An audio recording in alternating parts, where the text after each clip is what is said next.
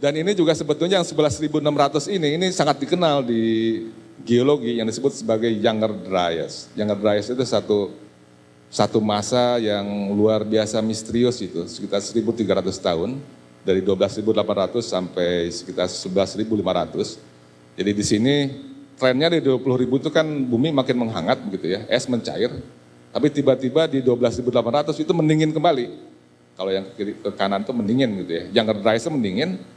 Kemudian sekitar 11.600 itu tiba-tiba menghangat dan sangat drastis. Naik 10 derajatan dalam hanya beberapa tahun gitu ya. Di geologi dikenal ini sebagai permulaan dari zaman Holosen. Jadi itu yang saya bilang, kalau Plato membohong tentang ada bencana di 11.600, dia luar biasa hebat. Kok bisa pas dengan pengetahuan geologi modern ya, di situ ada bencana besar begitu. Dan diingat juga bahwa pada waktu Plato, konsep glasial dengan interglasial itu belum ada itu. Kalau dia ceritanya seperti konsep geologi modern gitu ya. Jadi kalau mau bohong pun susah Pak. Nah kemudian saya menemukan ada data di Barbados ini dari koral. Itu juga jelas terlihat ada indikasi bahwa di 11.600-an itu ada pengangkatan, ada kenaikan muka air laut yang sepertinya tiba-tiba dalam data ini, 20 meter tiba-tiba jebret aja naik muka air laut itu.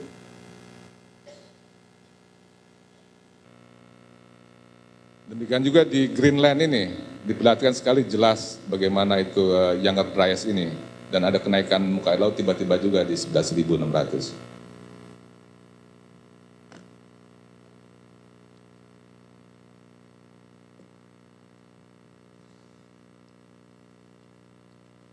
Baik, slide ini memperlihatkan tentang bencana gempa di Sumatera.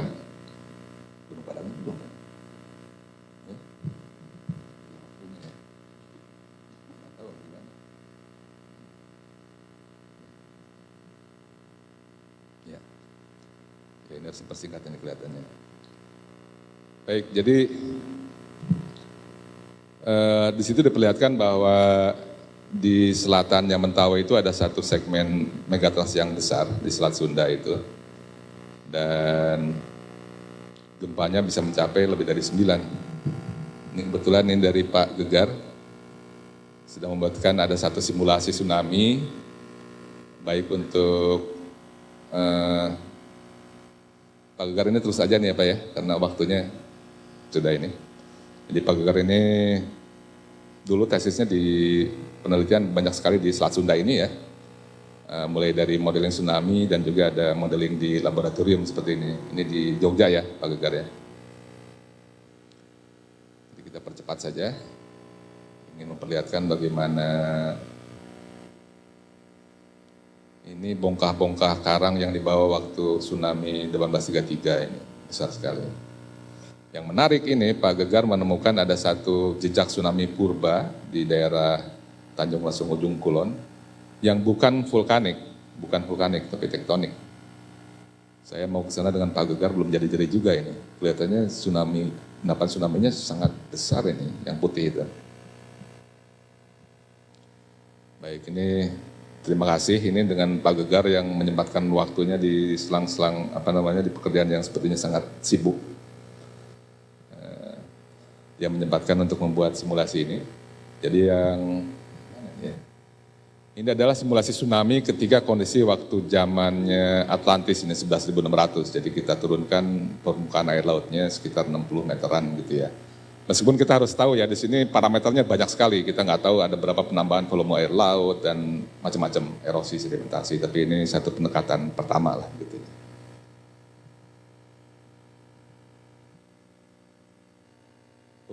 Yang ini ya, masa Atlantis, oke. Baik. Ini kira-kira gempanya 9,5 skala Richter, jadi yang coklat itu 10 meteran gitu ya. Kita lihat ternyata tidak hanya daerah Selat Sunda, tapi juga sampai ke Yogyakarta, sampai ke Pacitan malah kena 10 meter, tersapu habis. Nah ini detailnya, kita melihat tsunami ini masuk ke celah sempit itu di daerah Pulau Sanghyang itu, terus masuk ke ke arah timur itu ya. Jadi kalau dari deskripsinya Plato, pusat kota Atlantis itu yang city-nya itu tidak jauh dari situ. Asumsinya begitu ya, kalau memang di situ ya hancur memang. Dan ini terus gelombangnya tuh sangat lama ini, sampai ada 2 jam sekarang masih saja menderak terus.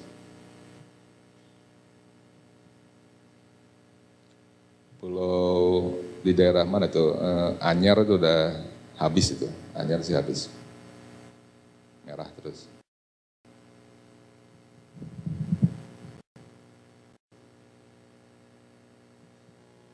Oke, nah sekarang, jadi Jakarta sekarang ini, kondisi sekarang bagaimana?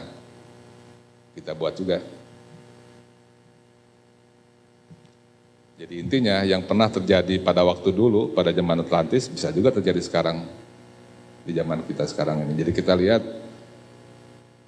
ketinggian tsunami 10 meter itu melanda bukan hanya di Selat Sunda, tapi sampai ke Yogyakarta, sampai ke Pacitan, itu 10 meter lebih gelombangnya.